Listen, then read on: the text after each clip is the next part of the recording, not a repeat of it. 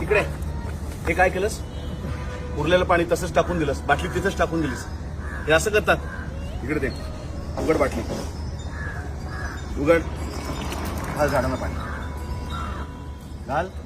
जसं माणसांना पाणी लागतं तसं झाडांनाही लागतं. आपल्याला जसं जगायचं तसं त्यांनाही जगायचंय. आणि कचरा कचरा पेटीत टाकायचा. हे पाणी तू बनवतोस, तू निर्माण करतोस. कोण बनवतं? तो. एक एक थेंब पाण्याचा महत्वाचा आहे. तो जपायचा, टिकवायचा. सोन्यापेक्षा सुद्धा जास्त किमती आहे पाणी. ते जर नाही आलं, पाऊस नाही पडला, तर आपल्या डोळ्यातनं यायला लागेल पाणी आणि ते पिऊन जगायला लागेल. कळणार आहे? त्यामुळे पाण्याचा वापर जपून करायचा, वाया घालवायचा नाही. चल कामाला लाग. पाणी जपून वापरा.